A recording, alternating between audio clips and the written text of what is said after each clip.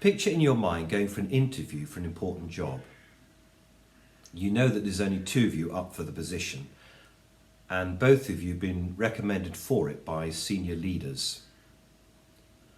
The day comes, you're nervous. You walk into the room with all those interviewers.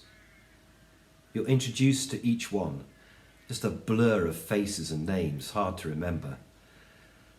You make your prepared presentation. You answer the questions put to you by the panel. You finish and you leave. You go home and you wait.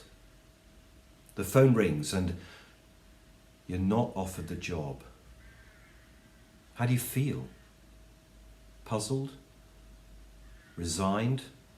Angry? Or just rubbish? You rerun the whole process in your mind. I wasn't properly prepared. I didn't sleep much last night. I was so tired. I wasn't thinking straight. They didn't see the best of me. And you rerun the interview in your head over and over. Why did I say that? Why didn't I say this? What a mess. You feel a failure and you're tempted to give up and give in. It takes some time to tend your wounds and to recover.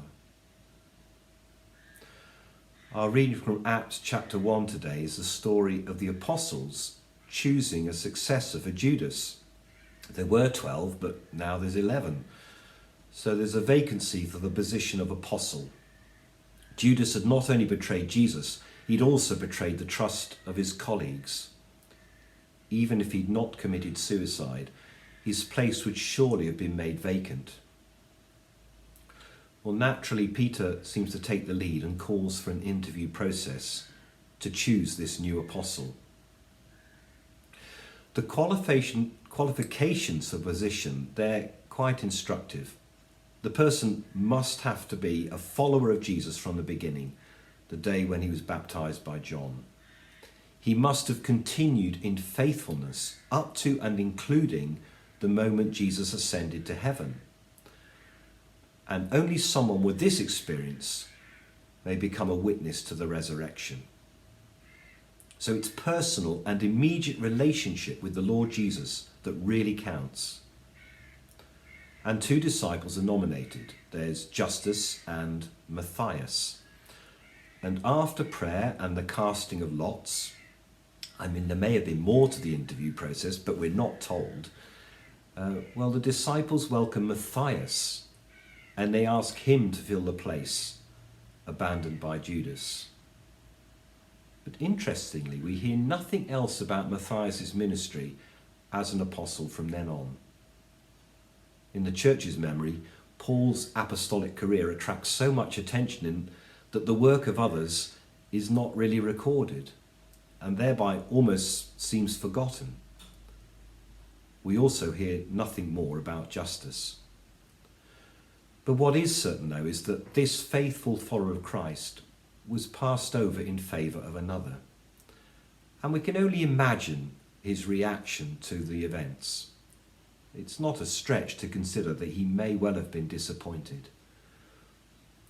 The Bible gives us no reason, though, why Matthias is better for the position than Judas.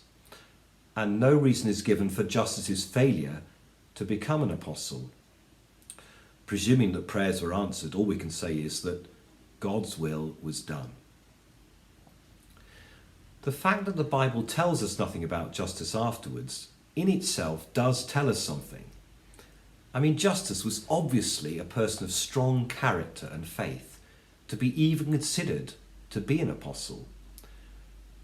If we'd been told lots about Matthias' exploits of faith, but only then heard silence about Justus after this event, we might suspect that Justus defected.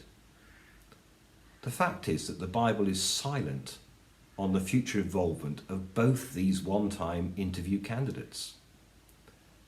And I suspect, and this is the point, that like so many thousands of unnamed early Christians, they spent their lives, the rest of their lives, witnessing to the power of the crucified and risen Lord. Their adventures in faith were not recorded like Paul's. However, it was they and not Paul who won much of the Roman world to Christ. And without them, there'd have been no Christian community to receive Paul's letters. Being an apostle was important for the church, but perhaps more importantly was the dedication and faithfulness of Christ's women and men. And in this regard, Judas was chosen, and so are we.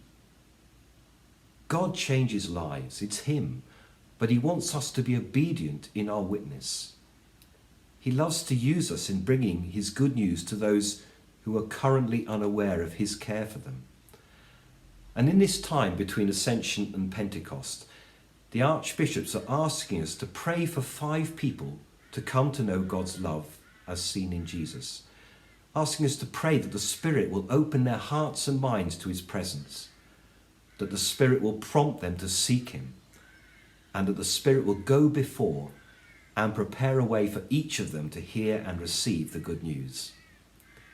It's our job to pray and witness faithfully.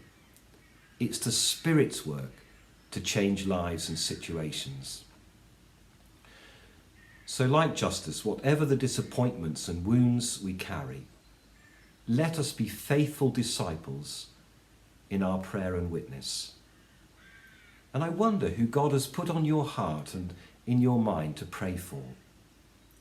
I'm slightly cheating. I'm praying for 4 people, plus one very tricky situation.